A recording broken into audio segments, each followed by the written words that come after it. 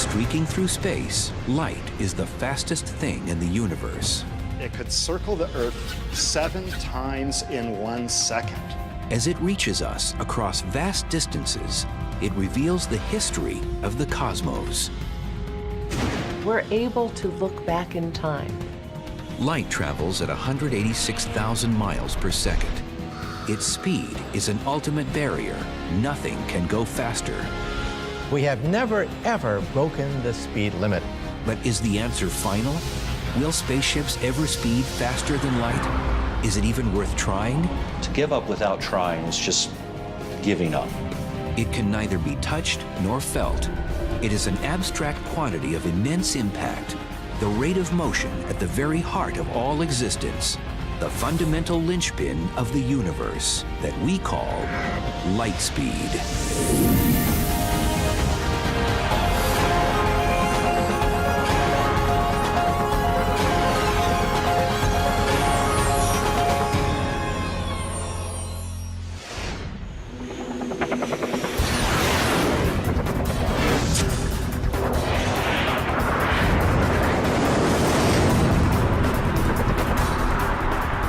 Planet Earth, where speed is in demand, the fastest people, vehicles, and technologies seem to crawl in a cosmos where light speed is king.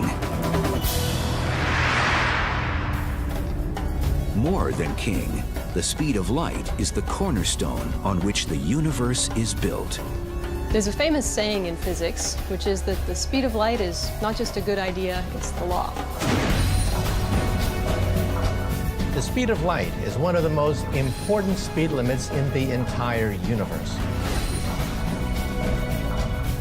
The speed of light, 186,000 miles per second, is just incredible.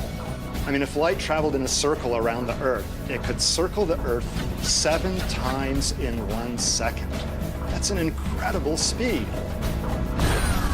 That incredible speed is the first thing we encounter when confronting the phenomenon of light. To say it is fast is a colossal understatement. It's amazing to me that when I talk on my cell phone, I can talk to somebody clear across the country, and I'm not really aware of any time lag. And that signal is going from my phone to a tower, up to a satellite, back down, and it seems instantaneous. So we really take for granted the speed of light could practically be infinite to us.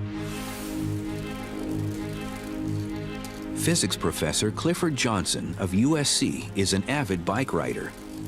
Circling a track, he considers trying to cover the same 186,000 miles that light does in 1 second. He'll find, however, that his work will be cut out for him. To travel the distance that light moves in just 1 second, it would take me 22 months on a bike moving at 12 miles an hour, cycling 24 hours a day.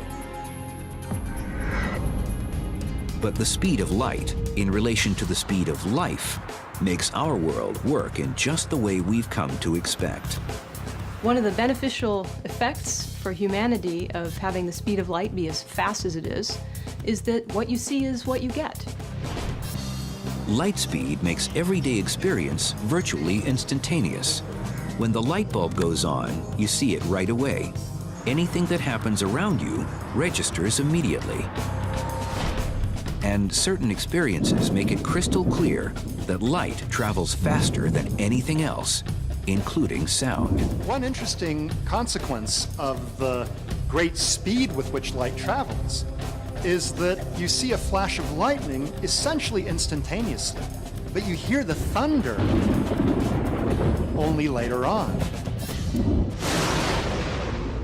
But light speed has its limits when stacked up to a place as large as the universe. We think that the speed of light is unimaginably fast on a human scale.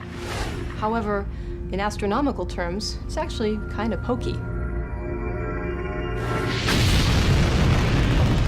And so it's ironic that when the Apollo spacecraft blasted into space, traveling at what seemed an amazing 25,000 miles per hour, the speed of light proved frustratingly slow when it came time to talk to astronauts 236,000 miles away on the lunar surface. So when the astronauts were on the moon and people asked Neil Armstrong, "Hey, Neil, what's it like up there?" Several seconds went by between the question and Neil Armstrong's answer. Neil, this is Houston radio, check over. Hi, Roger. Houston, loud and clear. Roger, out. Loud and clear, Houston. Roger, Buzz.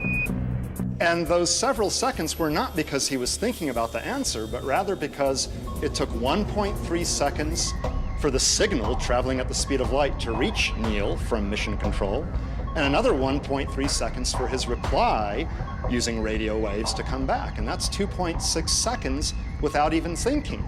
Okay. The 1.3 seconds it takes light to travel from the Earth to the Moon is pocket change compared to other celestial bodies.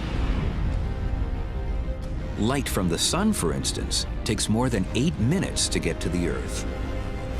If the sun were to disappear right now, if the sun were to suddenly vanish, it would take 8 minutes before we would even feel the shock wave and see the effects of a disappearing sun. The limits of light speed also make communicating with Earth's far-flung spacecraft a special challenge. It takes up to 44 minutes for signals to travel back and forth to the probes exploring Mars. More than 3 hours to Cassini at Saturn. And over 29 hours to Voyager 1, the most distant of all, now heading out of the solar system. Still, these distances are trivial on a cosmic scale. We can almost understand the 10 billion miles separating Earth from Voyager. But what's next? The nearest star is a red dwarf named Proxima Centauri, nearly 25 trillion miles away. That's 25 followed by 12 zeros. I am often asked a question, how can you as an astronomer really comprehend these vast distances, these huge numbers? And the answer is, I can't. The human brain really doesn't wrap itself around numbers that big. Occasionally, I actually write out how many zeros there are in kilometers from here to a galaxy, just to see how huge that number is. But in reality, of course, as astronomers, we would be spending all day writing zeros unless we came up with a better unit to use. And that's what a light year is. A light year is approximately 6 trillion miles. It's the distance that light travels in 1 year. Using light years to describe distances opens up another dimension of light speed's character. Think of it. Sirius, the brightest star in the sky, is 8.6 light years away. That means we see it not as it is today, but as it was 8.6 years ago. We see the bright star Vega as it was 25 years ago, and the red supergiant Betelgeuse as it was 500 years ago. It's a wonderful gift of nature that because it takes time to travel, we're able to look back in time. The further out we look in distance, the further back in time we look. We would have no idea what our cosmic history was if the speed of light traveled instantaneously. Laura Danley is curator of the historic Griffith Observatory in Los Angeles. With light's ability to take us into the past, she's assembled a stack of photos that tell light speed's story of the universe in snapshots, looking back in time to its beginning, more than 13 billion years ago, to the present day. I'm putting together a scrapbook of the history of our family of galaxies, and that shows all the galaxies that we can see with our telescopes as far back as we can see with our telescopes. Each photo in this album, then, shows something in the universe with a look-back time equivalent to its distance in light years. The famous Crab Nebula, 6,500 years ago. The galactic core, center of the Milky Way, 26,000 years ago. And the Andromeda Galaxy, our next-door neighbor, 2.5 million years ago. But practically yesterday on a cosmic scale.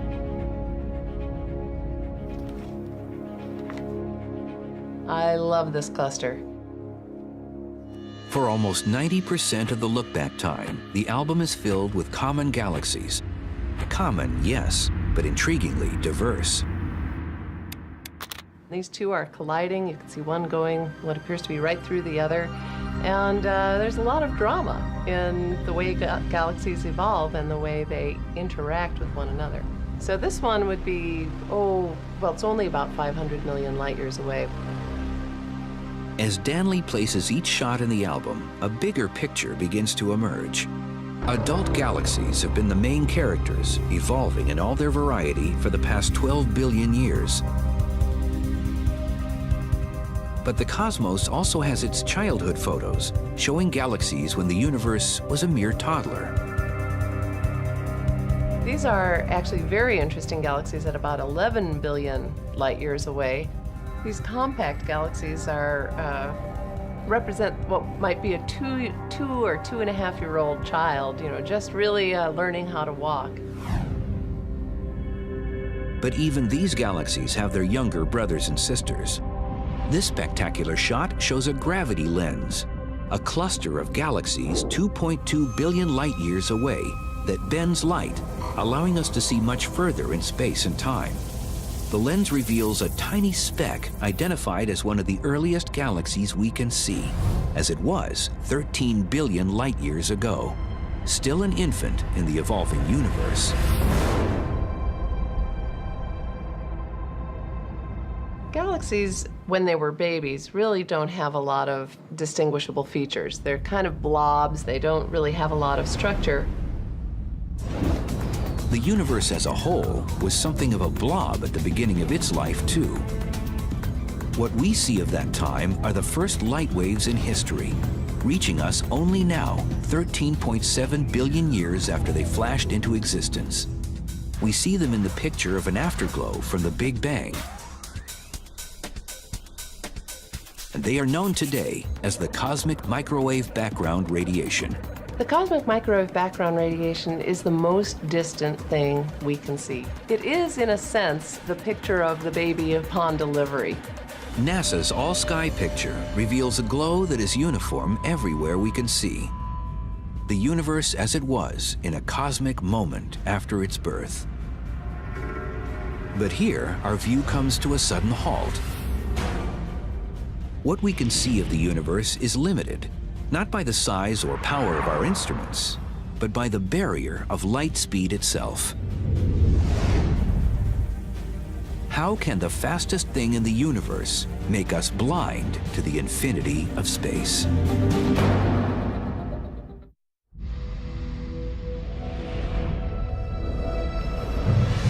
Knowing that light speed is 6 trillion miles per year gives us the light year, a convenient shorthand for talking about the huge distances in the universe.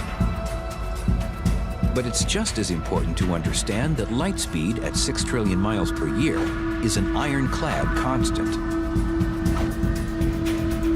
The speed of light is so constant that the universe actually changes everything so that you never see it going any other speed.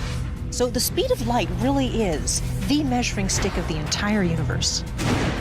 In fact, the constancy of light speed results in an amazing tool for measuring distance in the vastness of space. The tool is called redshift. It happens as light between galaxies travels at a fixed speed. When the space between the galaxies expands, the light racing between them gets stretched, turning red in color. As light goes from one galaxy to another, from a distant galaxy to our own, for example, that light gets stretched along with the stretching of space. And that causes intrinsically short wavelength light, like blue light, to gradually become long wavelength or redder light. That fundamentally is the cause of the redshift that we see in the spectra of galaxies. How does the redshift turn into a way to measure distance? It's all because of an astonishing discovery made in 1926 at the Mount Wilson Observatory outside Los Angeles. Being up here at Mount Wilson is always a thrill for me because it was actually right here at this location that our view of the universe entirely changed. It was here that Edwin Hubble found out the universe is expanding.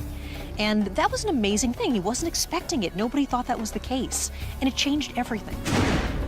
Seeing red shifts everywhere, Hubble found that all of the universe's galaxies were moving away from each other, which we now know is caused by the expansion of space itself.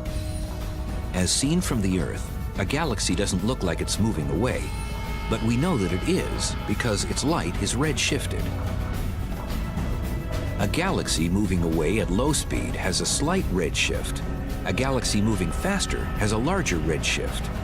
But Hubble found that those faster-moving galaxies are also farther away. That meant the greater the redshift, the more distant the galaxy. By seeing how fast space is expanding and working the math backwards, cosmologists have been able to estimate the age of the universe. Combine that with light speed, and you have a major brain twister.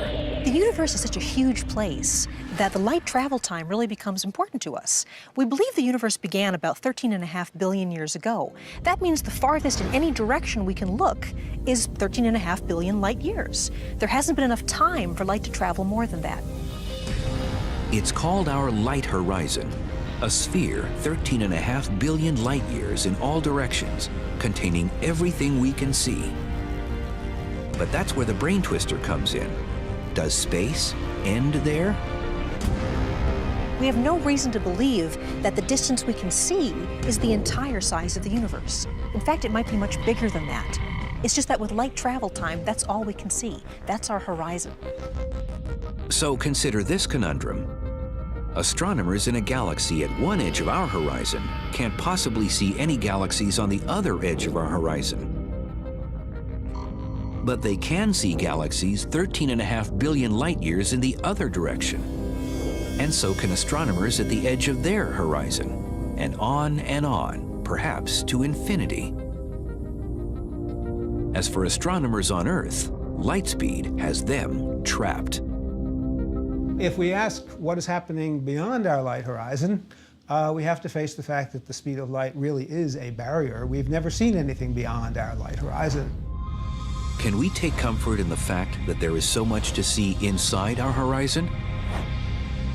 This breathtaking shot is the Hubble Space Telescope's ultra-deep field. It's a massively detailed photo of an area of the sky 100 times smaller than the full moon, yet containing 10,000 galaxies, some whose light has been speeding toward us for 13 billion years. Beyond that is the cosmic background radiation from just 400,000 years after the Big Bang. In NASA's color-coded picture, the radiation's glow is pure green, representing a distribution of matter so uniform, its temperature varies no more than 1/50,000th of a degree. Nothing in human experience is even close to this kind of uniformity. In fact, astronomers believe the universe should really be very different. By rights, the universe should be lumpy. If you look in this direction and you look in that direction, you should see two entirely different concentrations of matter, different temperatures, but it's extremely uniform. Therefore, we have a puzzle. The puzzle has its roots at the universe's birth in the Big Bang. If everything flew apart from the beginning, why shouldn't it be uniform?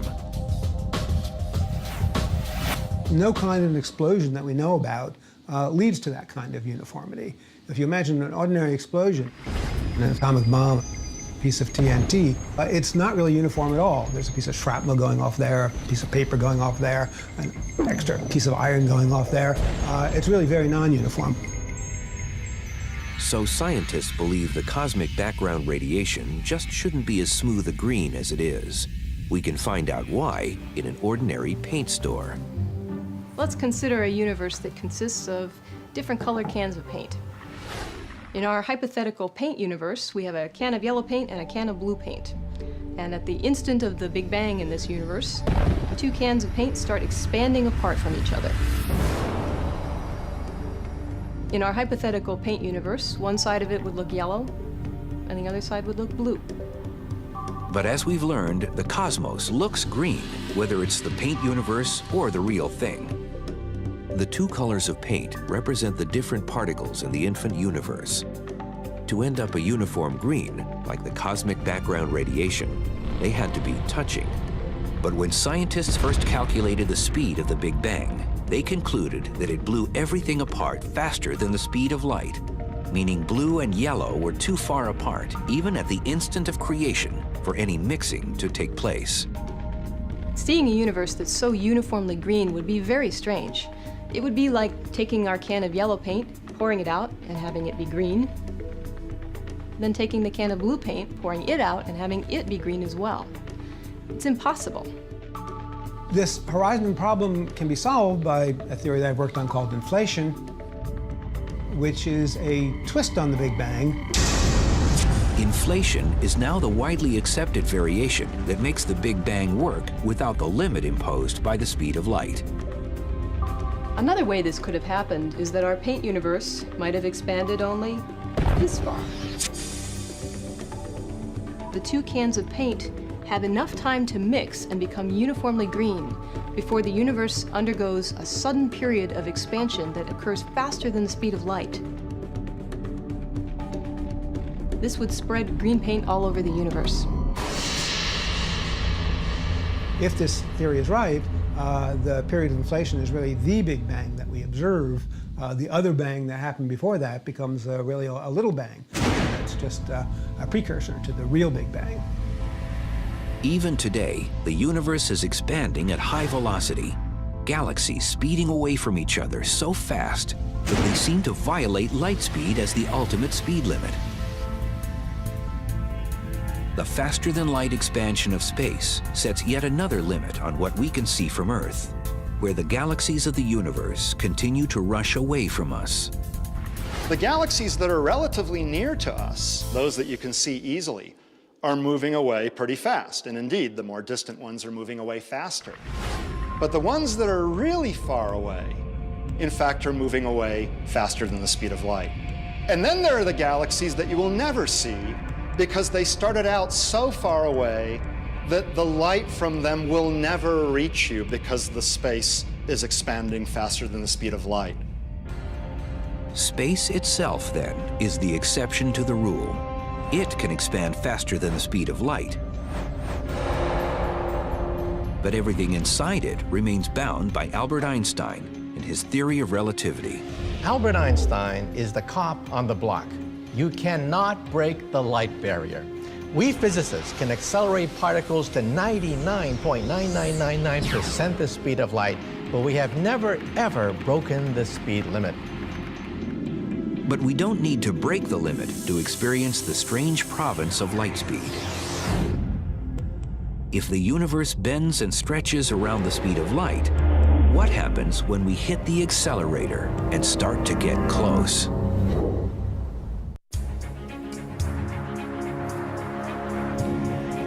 For most of us, light seems simple and uncomplicated, a quality of nature by which we see the universe. Under the scrutiny of science, however, it becomes strange and bizarre.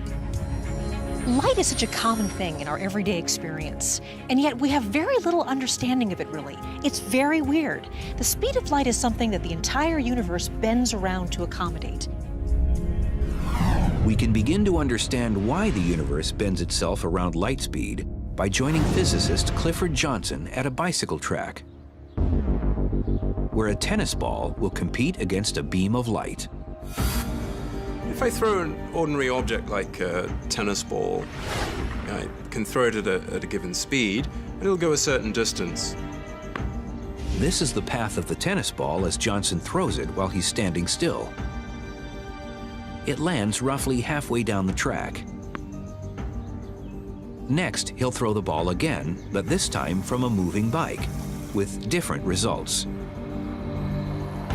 If I throw the tennis ball at that same speed while riding the bike, it'll go faster because it's the speed of the tennis ball plus the speed of the bike, and so it'll go further.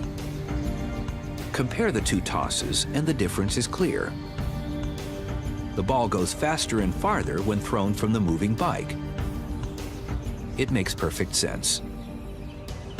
But now we put light to the same test, using the bike's headlight instead of a tennis ball. If I'm standing stationary and I switch on the headlight of the bike, that beam of light that comes out of the headlight comes out at the speed of light. No other speed but the speed of light. Suppose the beam was slow enough for us to actually see its motion down the track. We mark its position just a brief moment later. Next, Johnson switches on the headlight at riding speed, and the unexpected happens. In that same moment of time, the light travels exactly the same distance as before. Unlike for the tennis ball, you don't add the speed of the bike to the speed of the light. The speed of light remains the speed of light. The two light beams travel the same distance because light speed is constant and independent of the source's motion. It may fly against intuition, but it is a fact of nature. Every beam of light in the universe travels at the same speed in empty space, no matter how fast the star or comet or galaxy that emits it is moving. After scientists discovered this fact at the end of the 19th century, Albert Einstein did the math for the rest of us and developed his special theory of relativity, with constant light speed as its center. Understanding the speed of light gave us a window into understanding the nature of space and time as we understand it now. We do not live in a rigid world where meter sticks and a clock ticking at regular intervals. We live in a flexible, stretchy, Einstein's world, relativistic world of space and time. In common experience, the universe doesn't seem very stretchy to us because compared to light speed, we are moving very slowly. But when we crank up the velocity, things begin to change. As you get closer and closer to the speed of light, all sorts of strange and marvelous distortions take place. When we say that the universe kind of bends itself so that the speed of light is always constant, it's amazing how literally that's really true. As you move closer and closer to the speed of light, your time appears to slow down to an observer that's just sort of watching you go by. That's amazing. When Clifford Johnson bikes around the track, he needs to be going about 56 million times faster than his current 12 miles per hour to get close to light speed. But suppose he could. Imagine I were riding my bike close to the speed of light. Never mind whether that's possible or not. Just imagine that this was happening. My clock's running slow compared to the cameraman on the ground who's filming me. If I do that for a while, I'm going to age much more slowly than the cameraman who's on the ground. So that when I come back from the trip and come back and talk to the cameraman, he's actually much older than when I left him. If this sounds like magic instead of science, there is proof in something that many of us experience every day. A great example of Einstein's special theory of relativity and the fact that clocks that are moving relative to you run more slowly than your own clock, which is at rest, is the GPS system. The global positioning system lets us drive our cars without getting lost. Turn right. GPS begins with a network of 24 satellites orbiting the Earth 12,500 miles above the surface. At any one time, the device in your car receives signals from at least 4 satellites and compares their light speed travel times to calculate an accurate location on the ground. Drive 500 feet, then turn right. The whole thing depends on super accurate clocks. And when the engineers designed the system, they knew the satellites would be orbiting at nearly 7,000 miles an hour. The speed is enough to slow down their clocks by a tiny fraction of a second. The engineers have factored all the relativistic time differences into the system, which gives it impressive precision. If the clocks in the satellites are running at a different rate than the clocks down here on Earth, and you don't take that into account, you will get the wrong answer for where your car is. Drive 0.1 miles to destination on left. The distortion of time is only one of the strange results of traveling close to the speed of light. On the bike track, Clifford Johnson continues to push the envelope as space begins doing odd things to him and his bicycle. Imagine I'm on my bike again, going close to the speed of light. An observer looking at me would actually see, for example, that the length of my bike in the direction of motion I'm moving is getting shrunk. Actually, the bike is getting shorter. The effect is called length contraction, and together with time dilation, it is seen by a stationary observer while looking at someone traveling close to light speed. But Professor Johnson does get his own chance to witness light speed's weird effects. As his velocity closes in on light speed, his view of the world changes drastically. What I'm seeing as I move close to the speed of light, straight ahead, is that the shapes in front of me are getting quite distorted as compared to everyday life. Everything is being twisted into a sort of tunnel shape, and the colors are getting distorted in various ways. The color changes come from the Doppler effect, and the shape distortions from a phenomenon known as aberration. The distortion is somewhat similar to what you would see if you were driving through a rainstorm. If you were stationary, you would just see the rain coming straight down if you looked out of the side of the window. Whereas if you were moving through the storm, you would see that the rain appears to be slanting towards you as a result of your motion. And that's at the basis of that warping effect that you get as you're moving near the speed of light towards objects in front of you. In reality, we don't have to travel near the speed of light to experience the distortions caused by motion through time and space. They are with us every minute of the day. All of the distortions that happen as a result of a finite speed of light still happen on an everyday basis, even in our everyday life, but the effects are so tiny that we can't perceive them. Still, light speed has its other quirks in the slow-moving world, quirks we perceive very well. The speed of light may be a constant, but only in the vacuum of space. When light moves through things like glass or fluids, it slows down appreciably. If it didn't, things like telescopes and human vision would be impossible. But what would happen if light slowed down much more? If the speed of light were 0?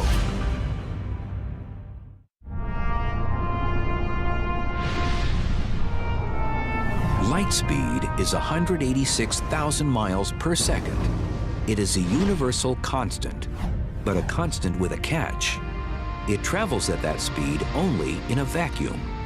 Light changes its speed when it travels through different media. It travels more slowly through water. That's why you see refraction and bending and rippling of light when you're underwater. Life as we know it would be very different if light didn't propagate at different speeds through different materials. For example, we wouldn't be able to see. Our eyes wouldn't work the same way. In a universe where light moved at the same speed through all materials, we would know little of the world around us, seeing only vague blobs of dark and light. That's because our eyes depend on biological lenses to focus images on our retinas. Just like lenses made of glass, they work because light slows down as it passes through them. And why is that? Because light is absorbed by the atoms of glass, and then they re-radiate it later. So there's a delay factor. Light hits an atom, the atom vibrates, and then sends a light package off. So there's a delay factor. The delay factor also causes light to bend when it hits glass shaped into a lens. Bent in just the right way, light can be focused, collected, and magnified. For astronomers studying the universe, nothing could be more important. Thank goodness light slows down when it goes through glass, because that's the reason why we have telescopes. The reason why we have telescopes is because light bends going through glass, and we can concentrate large amounts of light to a single point, and then that gives us the ability to see the marvels in the universe itself. Light travels through the glass lenses of telescopes at about 124,000 miles per second, 2/3 of its speed through a vacuum. But some scientists are looking at making use of light at far slower speeds. And then we have the AOs over here. They're pretty much all functioning now. At her lab on the campus of Harvard University, Dr. Lena Howe has taken slow light to the extreme. by reducing light speed to 0. The speed of light, of course, is incredibly high. I mean, nothing goes faster than light. And, you know, the usual 186,000 miles per second. And we kind of thought, gee, that's awfully high. Let's try to do something about it. So we have the detector right there. Howe and her team conducted their experiments in a complex laboratory filled with lasers, mirrors, prisms, and other exotic gear. It is a branch of physics where few have dared to tread. If you can start to change things so dramatically as taking this enormous light speed and then bring it down to bicycle speed, that then you're in a completely new regime of nature. You are able to now start to probe areas, regions of nature where nobody has ever been there before. The brakes are put on light speed inside Howe's lab by focusing lasers on 2 microscopic clouds of sodium gas chilled to a few billionths of a degree above absolute 0.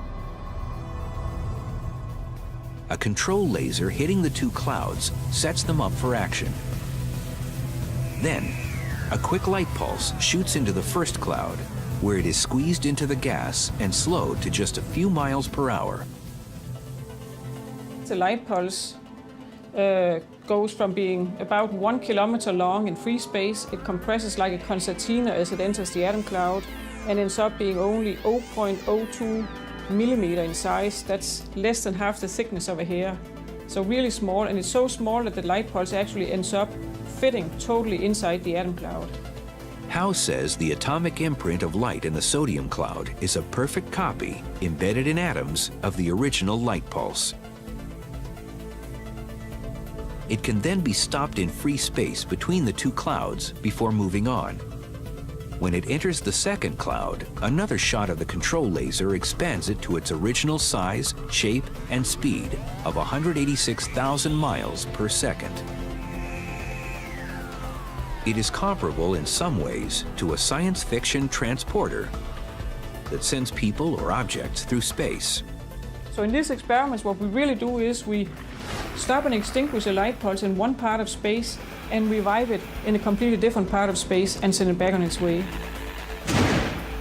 Since light can carry information, this super advanced technology points the way to futuristic light-based computers that bypass wires and electronic chips. Information read directly from light may be faster, more compact, and more secure than anything we have today. But the greatest vision of scientists and dreamers is to be found at the other end of the light speed spectrum. We still face the speed of light as an impenetrable wall, a speed that Dr. Einstein told us could never be exceeded. Yet history is packed with impossibles that have become realities. Will we ever, for instance, be able to reach the stars in ships that go faster than the speed of light? If so, when?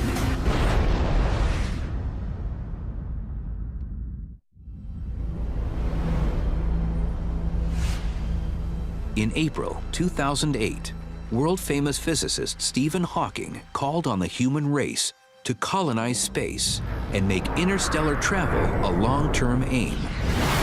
Spreading out into space will completely change the future of the human race and maybe determine whether we have any future at all. The stars are so far away that interstellar travel is impractical unless we can go faster than light speed. But that's an obstacle. Einstein's theory of relativity tells us that a spaceship's mass approaches infinity as it nears the speed of light. So as you try to go faster and faster and faster, you actually get to a point where it takes more and more energy until it's an infinite amount of energy to go the speed of light. That's impossible. It means that travel at light speed is also impossible. Or is it?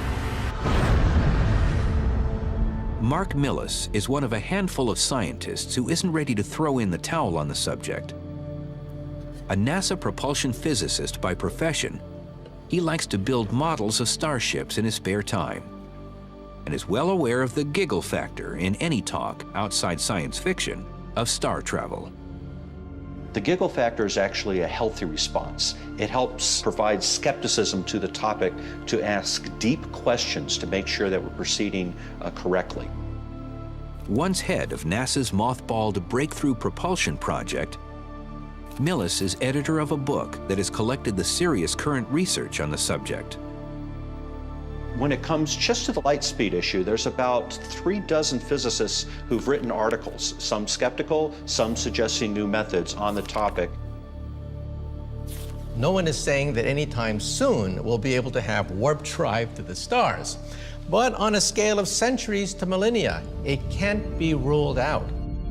Virtually all physicists agree it's impossible to travel through space at faster than light speed.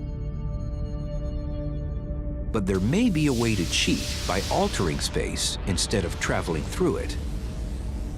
Believe it or not, even NASA scientists are studying the possibility that perhaps we can fold space, punch a hole in space, make a subway system through space and time. That's the basic idea behind using wormholes to actually twist space around on itself and take a shortcut through the universe. What would a wormhole machine look like? Probably huge in scale, with equipment staged perhaps on a massive number of asteroids arranged in a gigantic sphere. It would require an enormous battery of laser beams to concentrate tremendous energy to a single point. You have to attain fantastic temperatures, the highest energy attainable in our universe, in order to open up a hole, a bubble, a gateway perhaps to another universe. Another way of tricking space into letting us travel faster than light is the warp drive. Miguel Alcubierre was the first one to write about the warp drive in 1994. Alcubierre, a Mexican physicist, worked out the math for a starship propelled by warping space-time itself. Behind the ship, space-time is expanded. In front of the ship, space-time contracts. In between, the ship rides like a surfer. The ship itself sits inside a bubble, and the space around it pushes it faster than light. A successful warp drive, if it is possible at all, is probably centuries away. But in Switzerland, physicists at the Large Hadron Collider may be headed in the right direction right now. Now, the Large Hadron Collider is an atom smasher. It's a particle collider. But it's going to get to high enough energies that space and time will actually warp and bend. We're actually practicing how to bend space in the laboratory. It's the first baby step toward a warp drive. With the physics we now know, we won't travel faster than light speed in the foreseeable future. That doesn't mean we shouldn't try. Even though light speed travel might turn out to be impossible, to give up without trying is just giving up. Outside his work at NASA, Millis has founded the nonprofit Tau Zero Foundation to encourage serious research on star travel. Although few scientists are pursuing the idea actively, many agree it's worth at least the effort. Understanding our universe is one of the most basic needs human beings have as an intelligent species. So, should we pursue technologies or physics that might allow us someday to travel faster than light? Absolutely. Because we never know where this might take us. Even though we might never discover a way to travel faster than light, we might discover a whole bunch of other very useful things. And what if science ultimately proves the light speed barrier is